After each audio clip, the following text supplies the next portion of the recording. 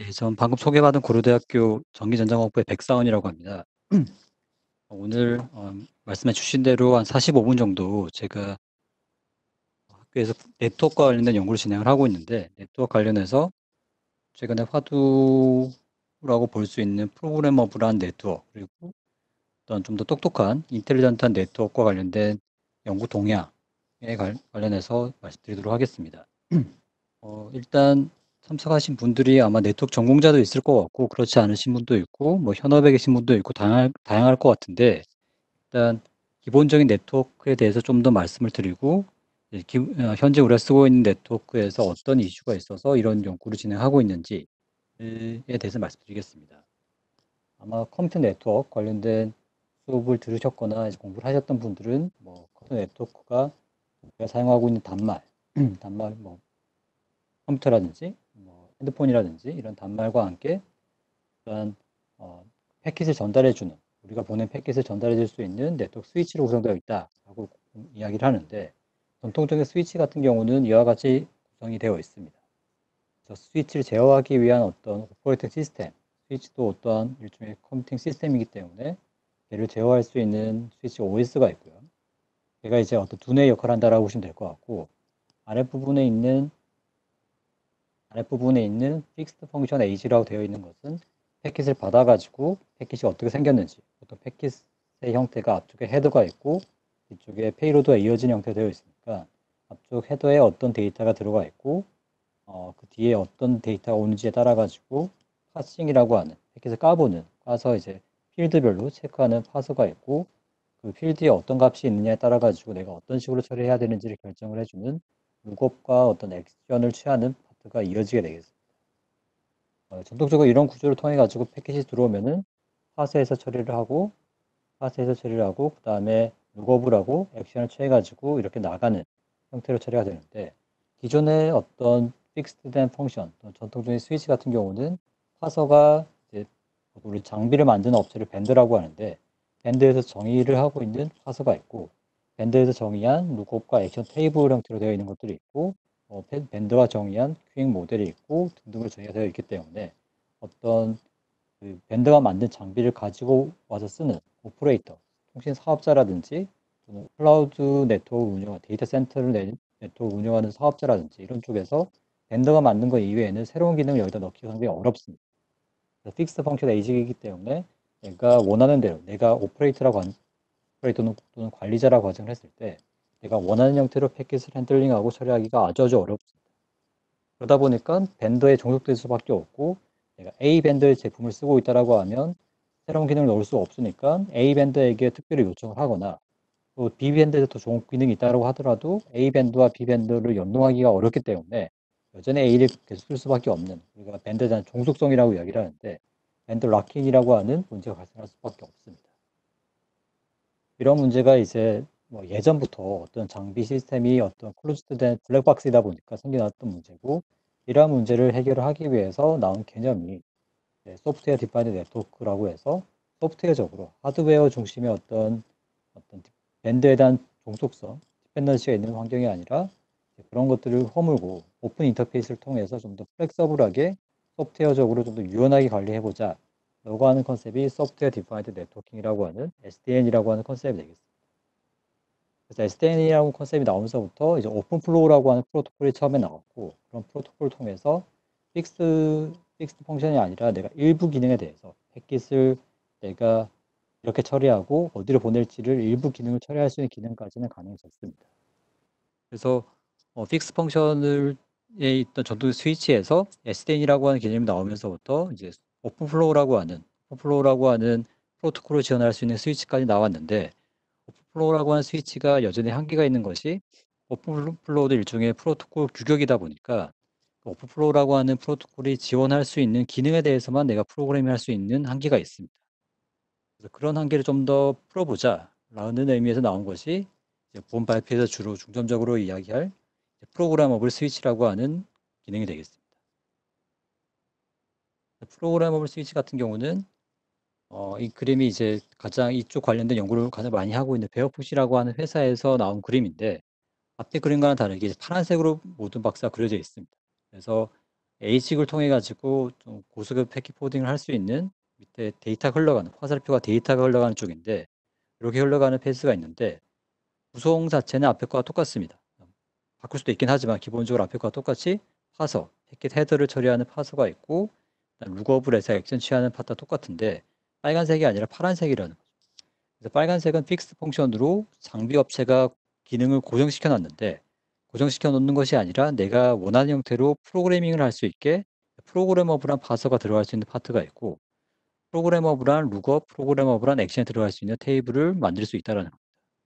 그래서 오픈 플로우라고 하는 것이 중간 단계로 요것들을 일부 기능은 가능하도록 했지만 완전히 자유롭진 않았는데 프로그래머블 스위치에서는 이것을 완전 자유롭게 훨씬 더 많은 부분에 대해서 내가 원하는 형태로 프로그램을 할 수 있도록 하겠다라는 비전을 가진 것이 프로그래머블 스위치가 되겠습니다.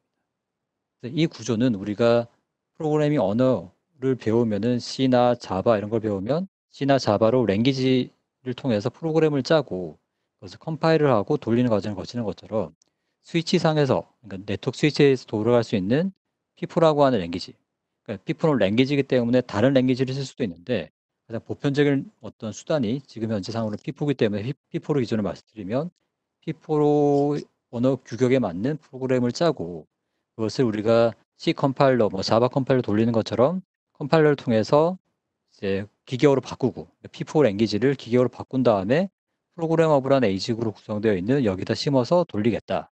그렇게 되면은 내가 원하는 형태의 파스를 짤 수도 있고 내가 원하는 액션, 내가 원하는 룩업을 할 수 있다라는 것이 프로그래머블한 스위치의 기본적인 개념이 되겠습니다. 이렇게 되면은 기존의 밴드에 대한 족속성이 크게 없어지고 오퍼레이터가 자신이 원하는 형태로 자신의 목적에 맞춰서 유연하게 관리를 할 수 있다는 그러다 보니까 이제 프로그래머 스위치나 SDN 이와 같은 개념들은 주로 이제 이런 개념을 열심히 푸시를 하고 주도하는 그룹이 구글이라든지 페이스북처럼 대규모의 어떤 클라우드 센터, 데이터 센터를 유지를 하고 있고 그러한 자금력도 충분하고 또는 프로그래밍 또는 IT 역량도 충분한 기업에서 본인이 원하는 형태로 데이터 센터를 운영을 하고 싶다라는 거죠. 쉽게 말해서 시스코나 주니퍼의 어떤 의존성을 탈피하고 본인들이 원하는 형태로 소프트웨어적으로 컨트롤하고 싶다라는 취지에서 나온 기술이 되겠습니다. 그래서 프로그래밍을 하게 되면 이와 같이 아까 파란색은 다 비어 있는 거다라고 보시면 될 것 같고 비어 있는 어떤 도화지에 프로그래밍에서 컴파일을 하게 되면 이 그림에 있는 것처럼 연두색, 초록색 형태로 내가 짠 파서, 내가 짠 룩업, 내가 짠 액션 등을 심어서 내가 원하는 형태의 스위치를 만들 수 있다는 그래서 오픈 플로우가 여기로 가기 위한 약간 중간 단계 역할을 했다라고 하면 P4로 대면되는 프로그래머블한 데이터 플레인, 프로그래머 스위치는 훨씬 더 자유로운 어떤 더 많은 형태의 프로그래머빌리티를 보장을 한다라는 것이 되겠습니다. 그래서 P4라고 하는 이쪽 도메인에서 주로 많이 언급되는 것이 그냥 P4, P4라는 것을 많이 이야기를 하는데 P4는 이제 여기 빨간색으로 되어 있는 프로그래밍 프로토콜 인디펜던트 패킷 프로세서의 약자가 되겠습니다. 그래서 기본적인 개념은 좀 전에 말씀드렸고 P4는 어떤 하드웨어 장치나 이런 것을 의미하는 건 아니고 P4라고 하는 어떤 랭귀지가 있는 겁니다. 우리가 C, 자바 이런 것처럼. 대신에 이제 P4는 도메인 스페시픽한 랭귀지다라고 이야기를 하는데 무슨 말이냐면 범용적으로 뭐 C나 자바처럼 쓸 수 있는 것은 아니고 패킷 프로세서, 그러니까 패킷을 빨리빨리 처리하는 패킷 프로세서를 위해서 특화된, 특화된 형태로 언어를 디자인한 거고 대신에 특정 프로토콜을 위한 건 아니고 프로토콜은 뭐 이것도 되고 저것도 될 수 있는 프로토콜 인디펜던트하게 그리고 특정 하드웨어 시스템을 목적으로 하는 것이 아니고 이런 시스템 저런 시스템에서 다 컴파일러가 지원을 되면 동작할 수 있는 랭귀지다라고 보시면 되겠습니다. 그래서 이쪽 도메인 연구를 대부분 P4 연구라고 하고 P4 이외에도 몇몇 밴더에서 자체적으로 정의한 랭귀지들이 있는데 랭귀지는 뭐 여러 가지 왔다 갔다 하면 더 혼란스러움이 있기 때문에 주로 P4로 통일되는 분위기가 있습니다. P4 랭귀지로 프로그램을 일단 짜고요. 짠 다음에 우리가 컴퓨터 사이언스를 전공을 하면 이제 그 중에 학부되는 교과목 중에 컴파일러가 있죠. 그래서 두 단계 프론트엔드, 백엔드 컴파일을 통해 가지고 컴파일러하는 과정을 거치고 밑에는 이제 하드웨어 시스템이고요. 프로그래밍이 가능한 하드웨어 시스템이고 프로그램 짠 것을 컴파일을 해서 프로그램 스위치에 올려서 내가 원하는 형태의 파서라든지 매치 넥스 테이블을 구성을 해서 돌린다라는 것이 되겠습니다. 그래서 주로 이제 피프와 관련된 연구를 이제 주로 네트워크 도메인에서 이야기를 하는데 네트워크 도메인이 아니라고 하더라도 어떤 시스템적인 거 에이식이라든지 이런 것처럼 고속의 패킷 프로세싱을 할 수 있는 시스템적인 이슈도 많고요. 또는 컴퓨터 사이언스에서 컴파일러 쪽, 컴파일러가 상당히 중요한데 피포 프로그램 자체는 짜는 건 어렵지 않은데 밑에 있는 하드웨어 시스템이 뭐 A가 되느냐, B가 되느냐에 따라서 컴파일러가 계속해서 바뀌어줘야 됩니다. 컴파일러가 또 최적화가 돼야 되고요. 그래서 컴파일러 쪽에 대한 연구가 상당히 많이 필요한 상황이고 그러다 보니까 이제 국외에서는 피포 관련된 연구의 상당 부분을 컴파일러 전공한 또는 프로그래밍 랭귀지를 전공한 사람들이 리딩을 하고 있습니다. 상대적으로 국내 같은 경우는 주로 네트워크 쪽, 통신 쪽에서 리딩을 하고 있다라고 보시면 될 것 같고. 그래서 말씀드린 것처럼 피포라고 하는 건 랭귀지고 피포 랭귀지가 어떻게 생겼는지는 뒤에서 다시 말씀드릴 거고요. 그리고 그 랭귀지를 가지고 어떤 걸 할 수 있는지가 이제 본 발표에서 뒷부분에서 주로 말씀드린 내용이 되겠습니다. 그러면 피포를 지원하는 하드웨어가 어떤 것이 있느냐? 가장 가장 대표적이고 이 피포라고 하는 어떤 리서치 테마를 이제 붐으로 일으킨 어떤 계기가 된 것이 피사라고 하는 어떤 스위치 아키텍처 되겠습니다. 프로토콜 인디펜던트 스위치 아키텍처라고 해서 또는 이제 좀더 일반화된 용어로는 RMT, 리configurable 매칭 테이블이라고 하는 RMT라고도 하는데 피사라고 하는 구조는 이제 스탠포드에 있는 연구진하고 텍사스 인스트루먼트 등등 해서 이제 2014년 정도에 발표가 된 연구고 이 연구가 왜 중요하냐면 앞에 나왔던 스위치 구조와 크게 다른 건 없고 이제 파이프라이닝을 잘 활용을 해서 우리가 병렬적으로 처리하는 데 활용을 하는 파이프라인 구조를 잘 나이스하게 정의를 해가지고 상당히 고속의 패킷 프로세싱을 가능하도록 해주는 스위칭, 패킷을 처리하기 위한 전용 스위치 구조다라고 보시면 되겠습니다. 이게 왜 중요하냐면 네트워크를 프로그래밍 하겠다 또는 스위치를 프로그래밍 하겠다라는 것은 새롭게 나온 것이 아니고 수십 년 전부터 네트워크를 하는 사람들이 이 네트워크 관리하기 워낙 복잡하고 뭐 관련된 이슈도 많고 하드웨어적인 이슈, 소프트웨어적인 이슈 여러 가지가 많다 보니까 네트워크를 좀 더 프로그래밍해서 좀 더 손쉽게 관리를 해보자라는 것을 예전부터 지향했던 바가 되겠습니다.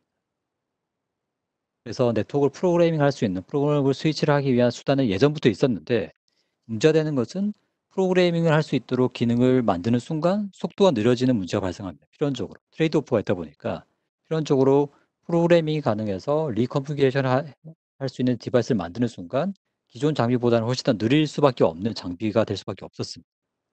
그런데 이 피사라고 하는 구조가 나오면서부터 어, 어떤 게 어트랙티브하게 발생을 했냐면 프로그래밍 할 수 있는 거, 앞에 말씀드린 것처럼 P4 랭귀지를 통해서 프로그래밍 할 수 있다라는 메리트를 가지고 오는 것과 동시에 파이프라이닝을 통해 가지고 고속의 처리도 같이 할 수 있다. 그러니까 기존에는 속도가 높아지면 플렉서블하지 않고 플렉서블해지면 속도가 느려지는 문제가 있었는데 피사 구조는 속도도 빨라지고 동시에 플렉서블하다라고 하는 두 마리 토끼를 다 잡았다라는 측면에서 상당히 큰 주목을 받았고 그러다 보니까 더 이상 프로그래밍 하는 것이 느려지는 것을 의미하는 건 아니다라고 해서 좀 더 피저블한 솔루션이 됐다라는 것이 계기가 되겠습니다. 그래서 이런 피사 구조를 가지고 스탠포드 연구진이 앞에서 잠시 언급을 했던 베어풋이라고 하는 벤트를 창업을 합니다.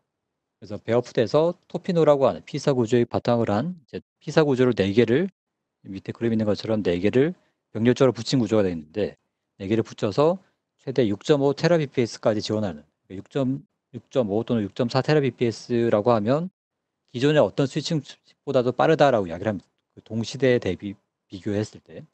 그래서 다른 칩보다도 훨씬 더 빠르면서 동시에 피프라고 랭귀지를 통해서 내가 파스라든지 인그레스, 이그레스 쪽을 프로그램을 할 수 있다라는 것이 메리트가 됐던 것이 되겠습니다.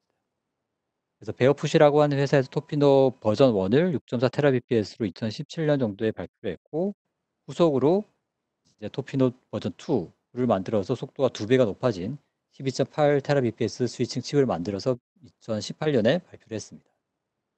그래서 이쪽에서 네트워크 칩에 대해서 상당히 주목받는 벤처가 됐고 현재는 최근에 이제 베어풋이 인텔에 인수가 돼서 인텔 쪽에서 네트워크 디비전 쪽에서 베어풋 팀으로 활약을 하고 있습니다. 듣기로는 토피노 3 같은 경우는 11.8 테라bps보다 또 2배가 높아진 속도를 지원할 계획이라고 합니다. 그래서 토피노 칩 같은 경우는 현존하는 어떤 칩보다 그러니까 픽스드 펑션을 가진 그러니까 프로그래밍이 불가능한 칩보다도 속도가 빠르고 프로그램을 할 수 있다라고 하니까 단점이 없어졌다라고 강조를 하는 거죠. 대신에 이제 단점으로 이야기할 수 있는 것 중에 하나가 가격이 비쌉니다. 예. 아직까지 이게 아주 매스 프로덕트가 되고 아주 뭐 범용적으로 사용되는 도메인 시장이 아니다 보니까 도피노 1이나 2 같은 칩은 데이터 센터 내에서도 거의 최상단에 위치하는 아주 고속의 스위칭이 필요한 칩에 들어가는 어떤 솔루션이다 보니까 여전히 요걸 프로그램할 수 있는 요 밑에 도피노 칩이 장착된 스위치를 보여주는 건데 이게 상당히 비싼 사양 대비 상대적으로 가격은 비쌀 수밖에 없습니다. 그래서 학교나 이런 데서는 이제 요런 스위치 장비를 확보하기도 상당히 좀 어려운 점이 있는데 가격적인 측면이 있다 보니까 연구소라든지 학교에서는 이런 스위치를 여러 대를 놓고 실험하는 건 상당히 어렵습니다. 그렇기 때문에 앞에서 말씀드린 것처럼 이제 스위치가 요게 이제 H코어라고 하는 대만 회사에서 만든 토피노 칩이 들어간 이제 스위치 구조를 보여주는 거고 여기 토피노 칩이 들어가 있는데 요거 말고도 P4라고 하는 걸 랭귀지이기 때문에 우리가 랭귀지를 PC에서 돌릴 수도 있고 노트북에 돌릴 수도 있고 뭐 라즈베리 파이에 돌릴 수 있는 것과 마찬가지로 이런 토피노 칩이 들어간 토피노 에이직이 들어간 이런 스위치뿐만 아니라 또 다른 솔루션에서도 돌릴 수 있는 것들이 몇 가지 존재를 합니다. 중 하나가 이제 스마트 닉이라고 해서 닉은 이제 네트워크 인터페이스 카드인데 네트워크 인터페이스 카드를 좀 프로그래밍을 할 수 있는 좀 부가 기능을 추가할 수 있는 그런 장비를 스마트 닉이라고 하는데 스마트 닉 중에서도 P4를 프로그램에서 넣을 수 있는 P4 컴파일러가 스마트 닉에 대해서 지원되는 것이 네트로놈이라고 하는 회사에서 출시된 어떤 제품이 있습니다. 이거는 상대적으로 이제 뭐 참고로 이제 뭐 앞에 나왔던 에어포 스위치 같은 경우는 몇천만 원 단위인데 스마트 닉 같은 경우는 이제 비싼 장비도 이제 뭐 몇백만 원 단위이기 때문에 훨씬 더 용이하게 프로그래밍을 할 수가 있고 물론 P4를 프로그래밍 할 수 있다는 것이 이거는 스마트 닉이기 때문에 스위치와는 기능은 다르다라고 보시면 되겠습니다. 하지만 P4 랭귀지 자체는 이제 테스트 해볼 수 있는 환경에 이런 스마트 닉도 있고 또 다른 거는 이제 주로 학계 도메인에서 FPGA를 바탕으로 해서 내가 원하는 어떤 스위치 아키텍처라든지 구조를 심어서 돌릴 수 있는 NetFPGA라고 하는 장비 중에서도 P4를 지원하는 장비가 최근에 출시된 곳이 있습니다. 이런 것들을 활용을 하면 우리가 P4 랭귀지를 굳이 값비싼 스위치가 아니라고 하더라도 이제 학교에서는 테스트해 볼 수 있는 여지가 있고요. 그거 말고도 주로 학교에서 먼저 선행적으로 테스트하는 경우는 주로 소프트웨어적으로 물리적인 스위치가 아니라 소프트웨어 형태의 어떤 스위치도 테스트해 볼 수 있는 어떤 에뮬레이터 같은 것이 많이 존재를 해서 기본적으로 P4 프로그래밍을 손쉽게 꾸밀 수는 있습니다. 물론 이제 소프트웨어 환경에서 구현을 한 것이 실제로 하드웨어로 가게 되면 하드웨어에 대한 어떤 디펜던시를 가지는 특성들이 많이 있어가지고 대로 돌리기는 어려운 점이 있긴 한데 일단 기본적인 기능들 내가 정의한 패킷 포워딩이라든지 처리하는 것이 동작을 하느냐라는 것은 뭐 소프트웨어 환경에서도 충분히 테스트할 수가 있습니다. 그래서 하드웨어 솔루션은 또는 소프트웨어 솔루션 저런 것들이 있고 그런 것들을 가지고 P4 랭귀지를 가지고 프로그래밍을 한다라고 하면 어떻게 되느냐라는 것을 보여주는 예제가 되겠습니다. 프로그래밍에 대한 거고 이건 이제 주로 이제 C와 굉장히 연관성이 큰데 C에 대한 어떤 난리지가 있다라고 하면 손쉽게 P4 프로그래밍도 접근할 수가 있습니다. P4 프로그램하는 거에 대한 기본적인 아웃라인인데 우리가 장비를 만드는 업체에서 데이터 플레인, 프로그래밍이 가능한 데이터 플레인을 이렇게 설계를 하는 거고 그 데이터 플레인을 설계한 것에 대해서 P4 아키텍처 모델을 이제 정의를 합니다. 요거에 대한 모델을. 그리고 또 중요한 것 중 하나가 하드웨어만 제공하면 안 되고 우리가 소프트웨어 형태로 P4 프로그램 짰는데 얘가 하드웨어에 돌아가기 위해서는 컴파일러가 필요하다. 컴파일러 중요하다 말씀드렸는데 이 컴파일러는 이 장비를 만드는 업체, 그러니까 하드웨어 디펜던트한 특성을 가지고 있을 거기 때문에 장비를 만드는 벤더에서 컴파일러를 제공을 해야 됩니다. 그래서 막상 연구를 하다 보면 컴파일러 쪽에 상당히 걸리는 부분이 많습니다. 새로운 하드웨어가 있을 때 컴파일러가 나이스하지 않으면 잘 돌리기 어려운.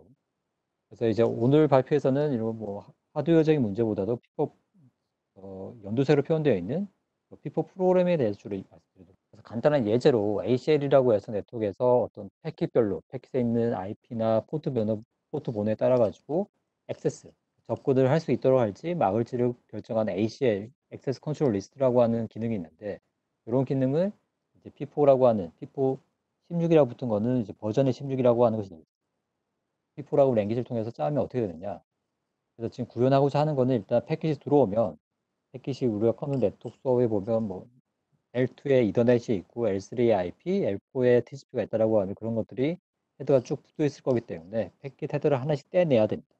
그 필드를 확인을 해야 되니까. 그래서 이더넷 헤더를 떼고 그다음에 그 안에 있는 IP 헤더, TCP 헤더 하나씩 떼내고요. 라는 걸 바탕으로 해서 내가 어떤 룰을 정의해서 AC라는 테이블을 돌리고 룰에 따라 가지고 내가 어떤 특정 포트를 내보낼지 또는 패킷을 드랍을 시킬지를 결정을 하는 것이 되겠습니다. 이런 구조는 기본적으로 어떤 네트워크에 처리되는 과정이다 보니까 손쉽게 이제 P4라고 랭귀지를 가지고 구현을 할 수가 있는데 여기 있는 것처럼 뭐 C와 상당히 유사하죠. 유사하고 우리가 C를 공부하다 보면 스트럭처라고 하는 게 있는데 그와 유사하게 헤더라고 하는 키워드를 가지고 필드를 정의를 합니다. 이더넷 같은 경우는 교과서에 보면 이더넷 필드는 요런 것들이 있고 각각의 몇 바이트다, 몇 비트다라고 있는 것처럼 그걸 바탕으로 해서 이더넷 헤더에서 데스티네이션 어드레스, 소스 어드레스, 이더 타입 모든 내가 파싱한 부분만에 대해서만 이렇게 정의를 하고 IPv4에 대해 버전 4 IP에 대해서는 버전이 4비트, 헤더 랭스가 4비트, 헤더 필드 규격에 맞춰가지고 쭉 정의를 하면은 이거 처리하는 것이 되겠습니다. 그래서 본 예제에서는 뭐 이더넷이나 IP나 TCP 다 있는 거기 때문에 그렇게 되는 거고 여기에 내가 새로 내가 정의한 어떤 헤더 필드를 넣고 싶다라고 하면 그 구조에 따라서 헤더를 정의를 하면 되는 것이 되겠습니다. 그러면은 이건 정의를 하는 거고 정의한 것을 어떤 식으로 분석을 할지가 파세에 해당되는 건데 파세에서는 이제 스테이트를 표시를 해서 스테이트를 넘어가면서 그러니까 먼저 이더넷을 파싱을 하고 끝났으면 IP로 가고 그다음에 TCP로 가고 하는 식으로 스테이트를 트랜지션 하면서 처리를 하는 것이 되겠습니다. 그래서 그 타입, IP 등등으로 해서 순차적으로 하나씩 파싱을 해서 그 필드에 어떤 값이 있는지를 확인을 하고요. 확인을 한 다음에는 실제적으로 그 필드를 가지고 내가 ACL 기능을 수행을 하는데 ACL 기능 여기는 테이블, 기본적으로 P4라고 하는 것이 패킷 프로세싱에 초점을 맞추고 있기 때문에 테이블 구조로 정의되어 있습니다. 그래서 테이블 구조에서 키라고 하는 값을 통해 가지고 키라고 하는 값을 통해서 V4 TCP에 대한 어떤 필드를 볼지, 어떤 필드를 매칭해서 볼지, 그리고 그게 매칭이 됐을 때 내가 이그레스로 내보낼지, 또는 드랍을 시킬지를 결정을 하는 것이 되겠습니다. 이그레스라고 하는 액션은 위에 정의가 되어 있죠. 이그레스 여기에. 이그레스 포트를 정의를 하는 거고, 패킷 드랍에 대한 거는 여기에 패킷 드랍으로 정의가 되어 있습니다. 그래서 테이블을 여기서 만들고, 그 테이블을 만들기 위한 어떤 액션들은 위에 정의가 되어 있는 거고, 다 정의가 됐으면은 그것을 이제 P4, 여기에 P4 해당하는 스위치에 파스라든지 이그레스라든지 여기는 이제 색성 계산하는 게 또 따로 있는데, 그런 것들을 추가를 하게 되면은 이제 요게 컴파일 돼서 돌아가는 스위치 같은 경우는 내가 정의한 파스라든지 액션 등등을 수행을 하는 것이 되겠습니다. 이런 식으로 P4 랭귀지를 통해서 일반적으로 우리가 교과서에서 배우는 패킷이 들어왔을 때 어떤 식으로 처리를 하고 뭐 전달하고 블락을 하고 이런 것들을 쉽게 구현할 수가 있습니다. 그래서 앞서 말씀드린 것처럼 P4라고 하는 연구 자체가 주로 IT 기업들, 큰 데이터 센터를 운영하는 IT 기업에서 자신들의 수요 니즈에 맞게 네트워크를 구성을 하기 위해서 나왔기 때문에 데이터 센터 네트워크를 위해서 P4를 많이 활용을 합니다. 데이터 센터라고 하면 이제 여러 개의 밑에 이런 서버들이 있고 서버들이 많을 거기 때문에 네트워크를 이렇게 계층적으로 액세스 계층, 뭐 애그레이션 계층, 코어 계층으로 해서 이렇게 구성을 합니다. 이런 것들이 스위치로 구성되어 있을 때 주로 이제 앞에 말씀드린 것처럼 터피도 칩 같은 경우 요 위에 고사양을 요구하는 쪽에 들어가 있는데 이런 쪽에 들어가 있는 것이 패킷을 받았을 때 뭐 이렇게 전달을 하거나 뭐 이렇게 전달하거나 이런 것들 기능을 수행하는데 그거는 기본적인 기능이기 때문에 우리가 데이터 센터 네트워크 환경에서 쓸 수 있는 P4 프로그램 같은 경우는 특별한 것이 아니고 이미 기본적인 어떤 초창기 연구에서 이미 다 정의가 되어 있습니다. 그중 하나가 DC다 P4라고 해서 데이터 센터에서 활용되는 기능들을 구현을 한 P4 코드가 되겠습니다. 버추얼 랜이라든지 앞서 말씀드린 ACL 기능이라든지 터널링 기능이라든지 ECMP라고 하는 로드 밸런스 이런 기능들을 다 포함을 해서 여기 들어가 있기 때문에 내가 뭐 P4를 가지고 데이터 센터 환경을 꾸미고 싶다라고 하면 이 정도를 가지고 와서 네트워크 꾸미면 충분히 돌아가게 되겠습니다. 그래서 뭐 이런 기능들, 패킷 프로세싱이라든지 데이터 센터에 맞는 대신 액션, 테이블 앱스트랙션 등등을 정의하고 있습니다.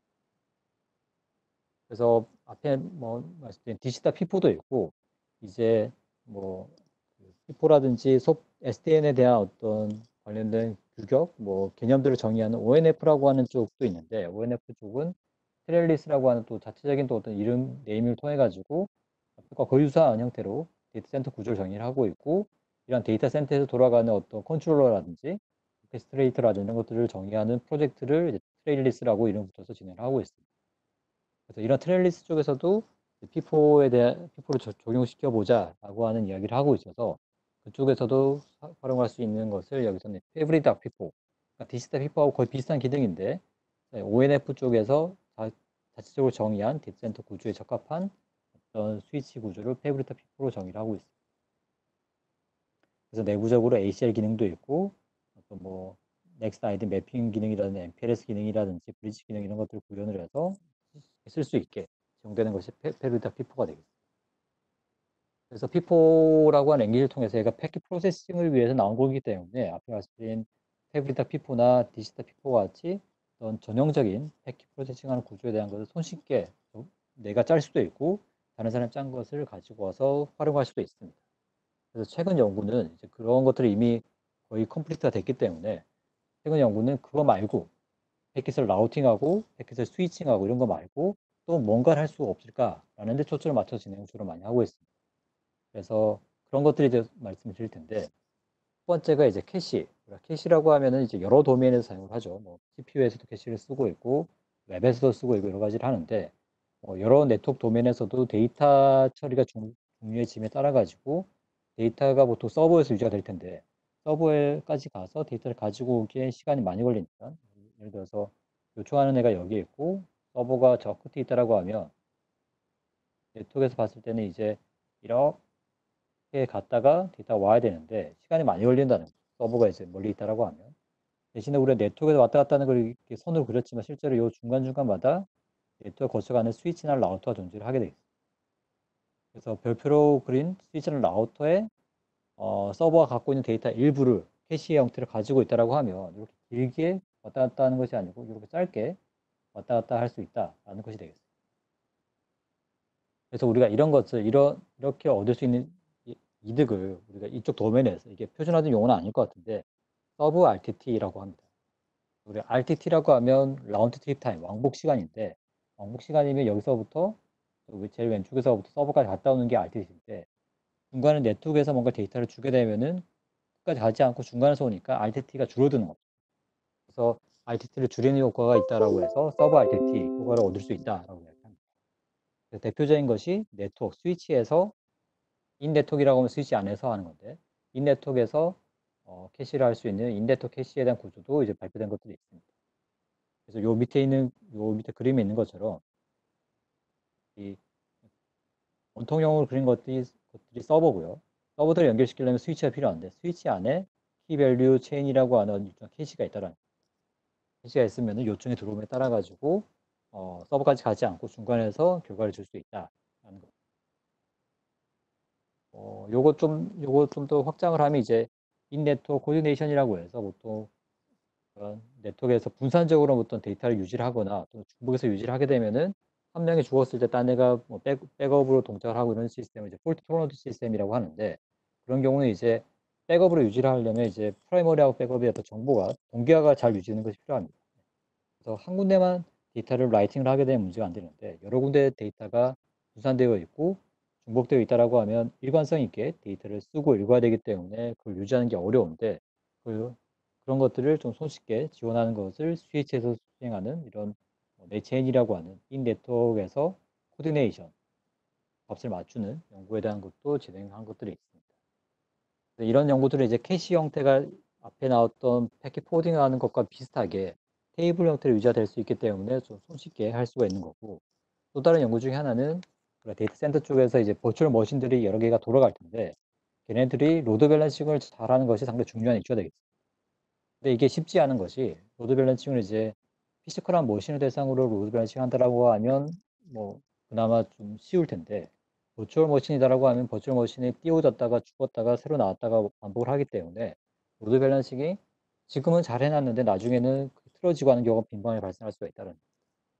그래서 그런 것들을 이제 뭐 해결하기 위해서 소프트웨어적으로, 그러니까 하드웨어적으로 픽스하겠다고 로드 밸런싱 할 수는 없으니까 소프트웨어 모듈을 가지고 로드 밸런싱하는 어프로치가 있는데 얘네 같은 경우는 이제 PCC 개런티라고 하는 게 펄 커넥션 컨시스턴시라고 해서 이게 스케일이 업 앤 다운이 되더라도 로드 밸런싱 유지가 되는 것을 PCC라고 한다라고 생각하시면 될 것 같습니다.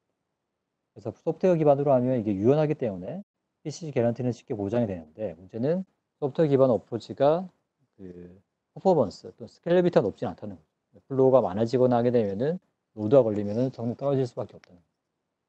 반대로 파셜 오프로딩이라고 된 것은 하드웨어적으로 처리하는 거고, 하드웨어적으로 처리하면 소프트웨어 기반 어프로치보단 더 고성능을 보장할 수 있기 때문에 스케일러블하긴 한데 PCC 개런티를 보장하기는 상당히 어렵다는 거. 독적인 상황에 하드웨어가 잘 대처하기는 어렵기 때문에.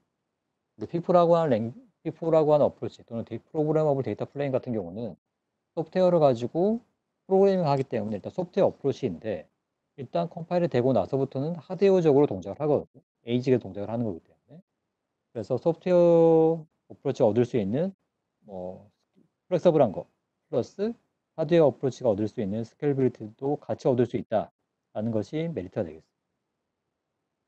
그래서 실크로드라고 하는 것이 뭐 이쪽에 나와 있는 논문에서 발표된 로드 밸런싱하는 어플리케이션인데 물론 이걸 아이디얼리는 이제 두 개 다 어치브할 수 있는 건데 걔를 잘 효율적으로 디자인하기 위해서 어떤 식으로 데이터 구조를 잡고 어떤 식으로 패킷 테이블이나 룩업 테이블을 디자인했는지가 이제 해당 논문에서 기여를 하고 있는 거고 어쨌든 이제 피플라고 하는 어프로치 또는 프로그래머블한 데이터 플레인의 어프로치를 통해서 하드웨어의 장점과 소프트웨어 장점을 좀 결합을 해서 둘 다 어치브할 수 있다라고 이야기를 하는 것이 되겠습니다.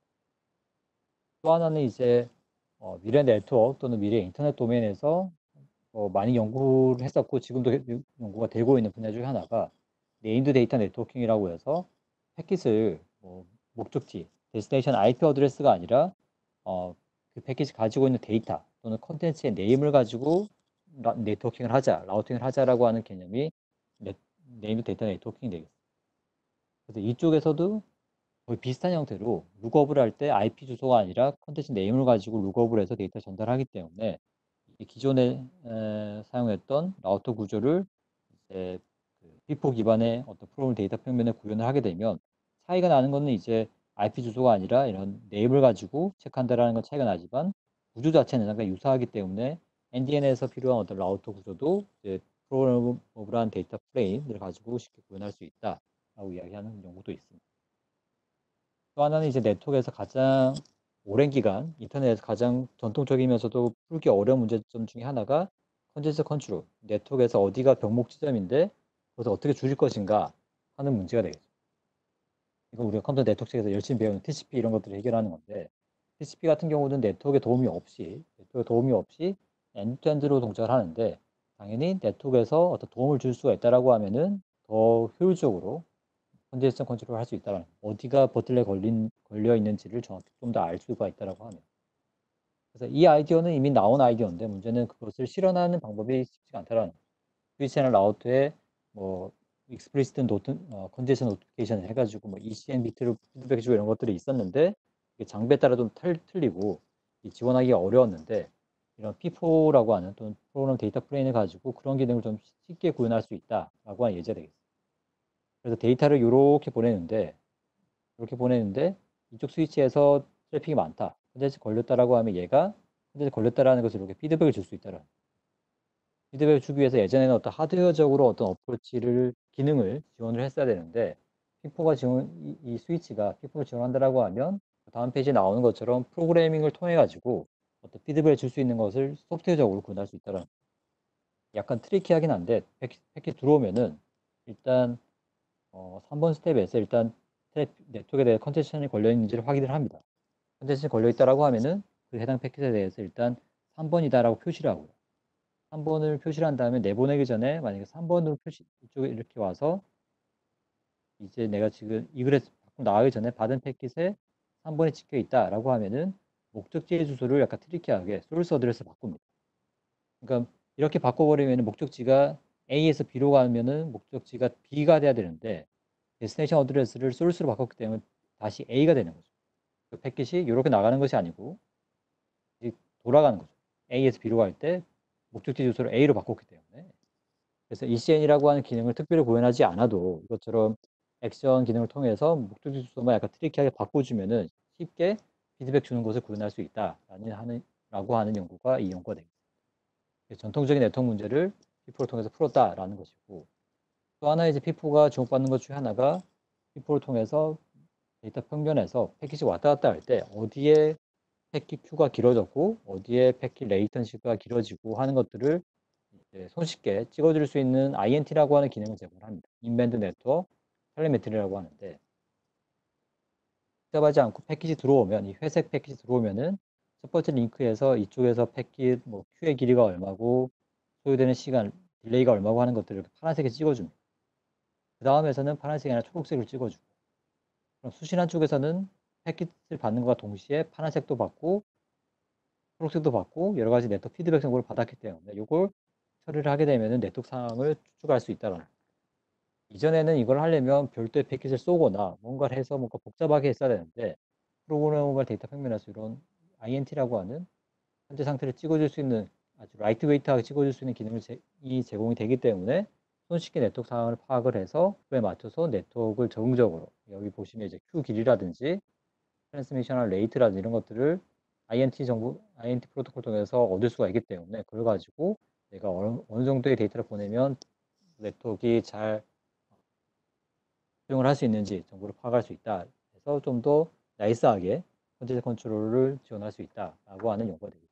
이런 연구들이 많이 진행이 되고 있고, 주로 이제 미국 쪽에 진행되고 있는데, 또 하나 최근에 트렌드 중 하나가 본 발표 제목에 이제 프로그래머빌리티도 있었고 인텔리전트라고 하는 것도 있었는데, 요즘에 데이터 인텐시브한 어플리케이션이라든지 데이터를 많이 처리해야 되는 뭐 AI라든지 빅데이터 이런 어플리케이션이 많이 발생을 하고 있습니다.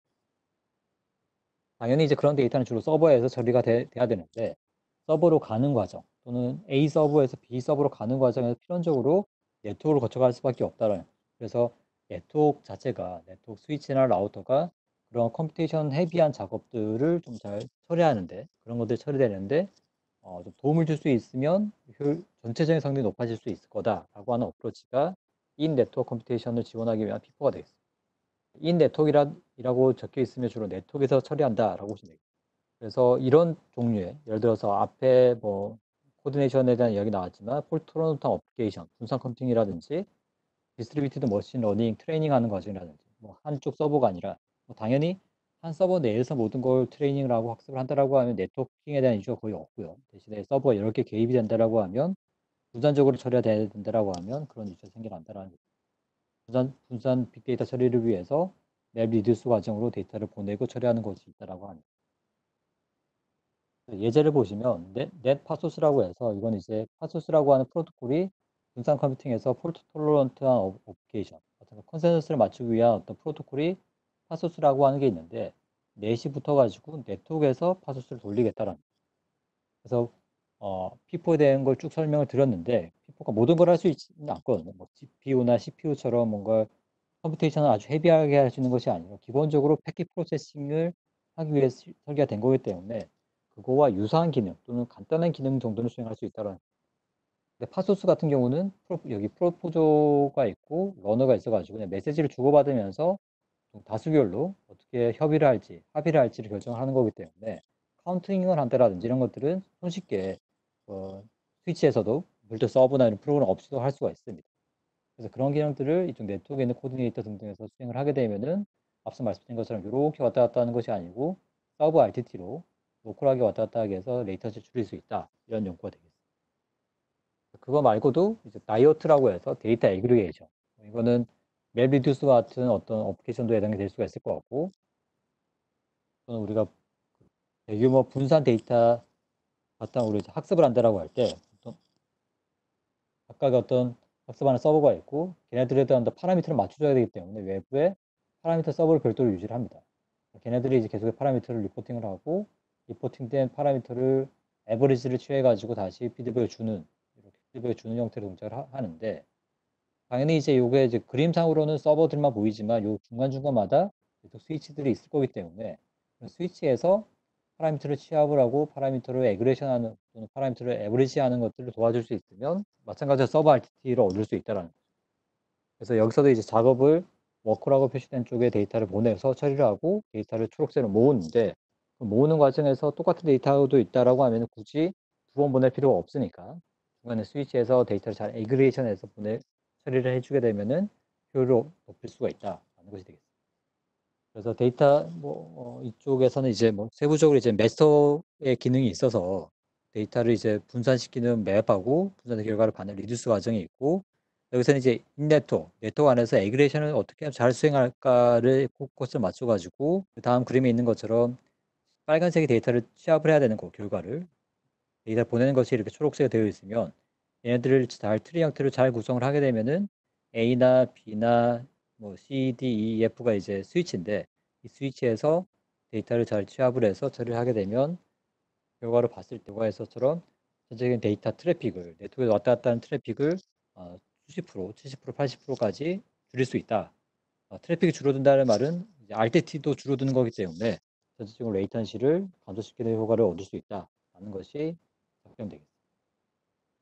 그래서 데이터 인텐시브한 또는 데이터를 프로세싱하기, 그러니까 인텔리전트한 작업을 뭐 AI 같은 어떤 학습에 대한 것을 직접적으로 스위치에서 헤비하게 감당을 할 수는 없지만 일부 기능, 거기서 네트워크에서 왔다 갔다 하는 트래픽을 잘 에그레이션해서 또는 잘 결합을 시켜가지고 도와줄 수 있다라는 것이 되겠습니다.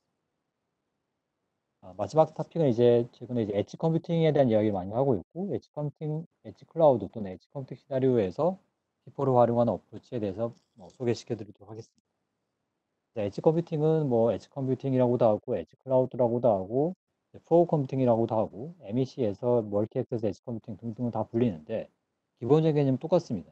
엣지 디바이스 우리가 쓰는 단말이 있고 사용자는 단말을 가지고 쓰기 때문에 여기서 뭔가 뭐 화면을 보여주고 뭔가 처리를 하는데 복잡한 현상 우리가 시리 애플 시리를 생각해 본다라고 하면 시리를 수행하는 단말에 뭔가 데이터를 갖고 있는 것이 아니고 걔가 뭔가 질문을 받으면 클라우드까지 가서 뒤져보는 거죠. 어떤 정보를.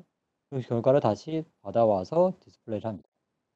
그래서 네트워크 환경이 충분히 좋다라고 하면 이 왔다 갔다 하는 시간이 크지 않을 수가 있는데 그렇지 않을 수도 있고 또 하나는 시리아 같은 경우는 뭐 뚜리리를 하면서 시간을 끌 수가 있지만 우리가 자율주행 자동차를 한다라고 하면은 뭔가 즉각적으로 응답을 해야 되지 그게 뭐 뚜리링 하면서 시간을 끌 수 있는 여지가 없거든요. 그래서 그런 경우는 클라우드까지 갈 어떤 시간적 여유가 없기 때문에 이 엣지 디바이스에 가까이 있는 엣지 클라우드, 그러니까 좀 클라우드가 사용자가 좀 근처, 네트워크의 끝에 있다라고 해서 엣지인데 끝에 있고 좀 경량화된 형태의 엣지 클라우드에서 처리되는 것이 훨씬 더 빠르게 리스폰스를 받을 수 있다라는 것이 엣지 클라우드가 되겠습니다.